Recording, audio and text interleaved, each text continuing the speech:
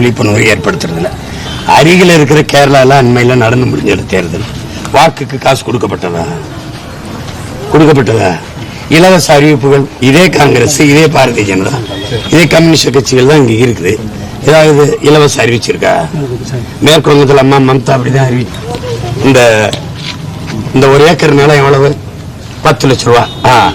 அப்போ சிவகங்கை தொகுதி எவ்வளவு? 30 கோடி வாங்கு.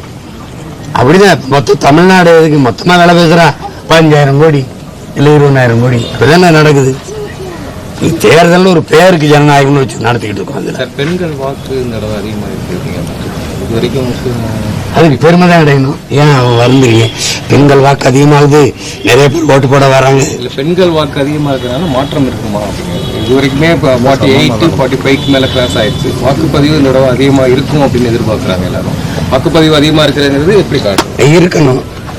ஒவ்வொரு நாட்டினுடைய ஒரு குடிமகனும் தன்னுடைய பொறுப்பை உணர்ந்து இந்த ஒரு நாள் அதுக்கு ஒதுக்கி வாக்கு செலுத்தணும். ஏன்னா நம்ம மக்களுக்கு ஒரு புரிதல் இல்லை. ஒரு மனிதனின் பிறப்பிலிருந்து இறப்பு வரை எல்லாத்தையுமே அரசு தான் தீர்மானிக்குது. கோயிலே இருந்தாலும் இந்த கோயிலில் இந்த நேரத்தில் நன்னீராட்டுறது கூட முழுக்கு, இங்கே அன்னதானம் எல்லாத்தையும் அரசு தான் தீர்மானிக்குது. அப்படிங்கும்போது அந்த அரசை தீர்மானிப்பது அரசியலாக இருக்கு. அதுக்கு தேர்தல் வாய்ப்பா இருக்கு. அதை இந்த ஆண்டு காலம் நம்மளுடைய எதிர்காலத்தை தீர்மானிக்கிற தலைவனை தேர்வு செய்ய நமக்கு ஒரு வாய்ப்பு ஜனநாயகத்தில் இருக்கு. அதை பயன்படுத்தணும். அதை விட்டுட்டு அப்புறம் ஆட்சி சரியில்லை, எதுவுமே சரியில்லை, குடிக்க தண்ணி வரல, அது பாதை இல்லை, போக்குவரத்து இல்லை, மின்சாரம் இல்லை, அதை புலம்புறது அர்த்தமற்றது. அதனால விரும்பி பெண்கள் குறிப்பாக இளைஞர்கள்லாம் அதிகமாக வாக்கு செலுத்த வர்றது மகிழ்ச்சியாக இருக்கு, நம்பிக்கையாக இருக்கு. ஐயா, கூடுதலாக 2 மணி நேரம் வாக்கு அளிக்க நடிகர் விஜய் அவகாசம், அதை பற்றி இல்லை, அதை கொடுக்கணும். நாங்கள் தான் அதை சொல்கிறோம். ஏன்னா தேர்தல் ஆணையம் தவறவிட்ட ஒன்றில் இது உண்டு. போக்குவரத்து கொஞ்சம் ஒழுங்கு பண்ணிக்கணும். இப்போ பொங்கலுக்கு இடம்பெயர்ந்து வர்றதுக்கு, தீபாவளிக்கு வர்றது, இந்த பண்டிகை காலங்கள் இருக்கிற மாதிரி இது ஒரு ஜனநாயக பண்டிகை தான், விழா தான்.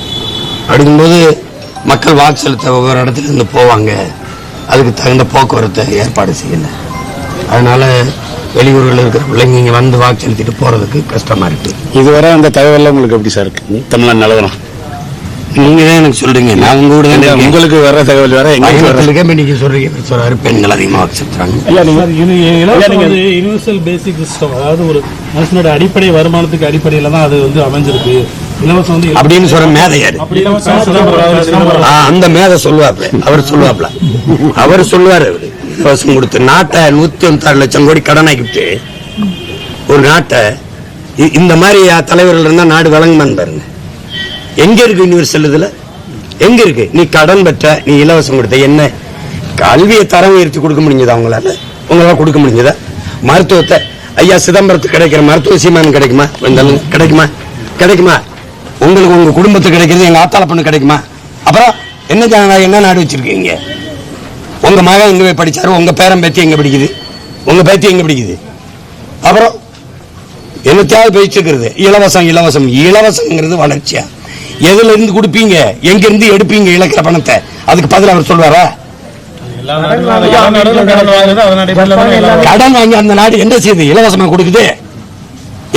இவருக்கு தான் உலகம் தெரியும், எங்களுக்கு தெரியாது. அப்படியா?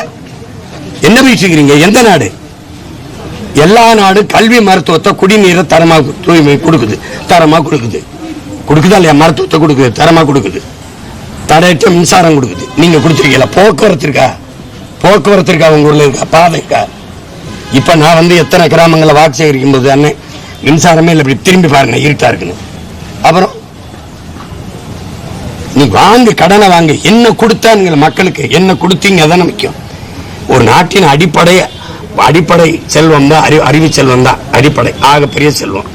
அதை கல்வியை கொடுத்துருக்கா, தரமா கொடுத்துருக்கா. தனியார் முதலாளி கிட்ட இருக்கிற தரம் ஏன் அரசு கிட்ட இல்ல? நாளைக்கு ஐயாவுக்கு உடம்பு முடியலன்னா எங்க போய் படுப்பாரு? அரசு மருத்துவமனையில படுப்பாரா? இல்ல எங்க போவாரு? அப்புறம் வாங்கி என்ன பண்ணீங்கன்னு தான் இருக்கு. கடன் 1.5 லட்சம் கோடி. எல்லா நாடும் கடன் வாங்குது, எல்லா நாடும் திருடுது, எல்லாரும் தான் குடிக்கிறான், எல்லாரும் தான் கொலை பண்றான், எல்லாரும் தான் திருடுறான். இது ஒரு சாக்கா? எல்லாரும் சேர்ந்து செஞ்சா ஒரு தவறு சரியாயிருமா? ஐயா, நீங்க இந்த மாவட்டத்தை சேர்ந்தவங்க தொடர்ந்து ப. சிதம்பரம் உங்க மேல ஒரு கடுமையான விமர்சனம் வச்சுட்டு இருக்காங்க. ஆனா அவர் நிக்கிறது எம்பி வெளி மாநிலத்துல எம்பியா இருக்காங்க. உங்களை இப்போ விமர்சனம் வைக்கும்போது அதை எப்படி பார்க்குறீங்க? நீங்கள் இந்த மாவட்டத்தை சேர்ந்தவர், இந்த காரைக்குடி மண்ணில் நிற்கிறீங்க, எதுவுமே செய்யல.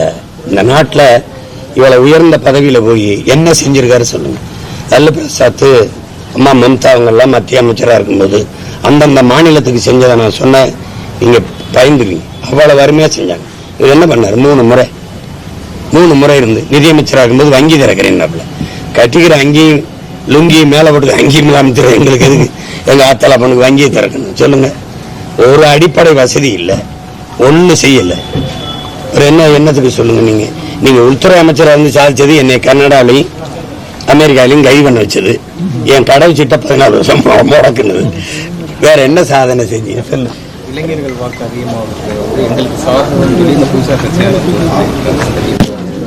இல்ல, இளைஞர்கள் மொத்தமா ஒரு கட்சியில இல்லையே, எங்க கட்சியில் கலவனாங்க. அதே இருக்கு. இளைஞர்கள் அதாவது நாட்டை நேசிக்கிற ஒரு கூட்டம், நடிகரை நேசிக்கிற ஒரு கூட்டம். இதுல நாட்டை நேசிக்கிறது எந்த பக்கம் நிற்க போது, நடிகரை நேசிக்கிறது தெரியும் உங்களுக்கு. அது அதை போய் கவனிச்சிருக்க முடியாது. எந்த இன்னைக்கு அஜித் வந்தா இதை விட கூட்டம் வரும், தம்பி சிவகார்த்திக் வந்தா இதை விட கூட்டம் வரும்.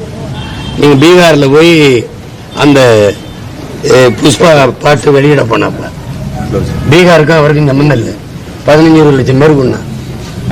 ஆமா, அங்க போய் அவர் என்ன தேர்தல் நிற்கப்படுது. ஒரு திரைப்பட நடிகரை பார்க்கும்போது, திரையிலே பார்த்த ஒரு நடிகரை முதல்ல நேரில் பார்க்கிறோம் போது ஒரு ஈர்ப்பு இருக்கத்தான் செய்யும், யாருக்குமே இருக்கத்தான் செய்யும்.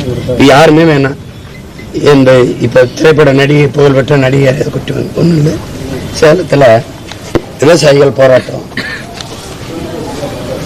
400 பேர் உட்கார்ந்துருந்தாங்க. நயன்தாரா அவங்க ஒரு தங்க கடை திறக்க வந்தாங்க, 40,000 பேர் கொண்டாங்க. இப்ப என்ன செய்யலாம் சொல்லுங்க, என்ன செய்யலாம்? கூட்டம் அரசியல் அல்ல, கொள்கை தான் அரசியல். கூட்டம் கலையும், கொள்கை அப்படியே நிற்கும். அதுதான் நீங்க பார்க்கணும். இன்னைக்கு இருக்கும் ஒரு திரைப்பட கவர்ச்சி இருக்கும், அந்த நடிகரை 10 வாட்டி பார்த்தா அதே மிஞ்சி தானே போயிடுவான். அவன் முன்னாடி உட்கார்ந்துருக்கவனை உரைய வைக்கணும்னா அவனுடைய பிரச்சனையை, அவனுடைய வலியை மொழியில கடத்தி அவனை அப்படி நிறுத்தணும். அதான் நான் என்னை பார்க்க அன்னைக்கு கூட்டம் அதே கூட்டம் அப்படியே நிற்கிது, உரைய வச்சிருக்கேன்னா அவனுடைய வலியை அவன் இதயத்தை தொடுற மாதிரி அவன் மொழியை அவனுக்காக நான் நின்று பேசுறது. இப்போ என் மகன் அண்ணன் எனக்கான என் சித்தப்பன் பெரிய பண்ணி நிற்பான். அதானே எப்பவுமே திரை கவர்ச்சி வந்து மங்கும், இன எழுச்சி பங்கும். உங்களுக்கு புரியுதுன்னு நினைக்கிறேன். குளவத்தம், குட்டவத்தம், கடலத்தான். அண்டர்ஸ்டாண்ட். நன்றி சார்.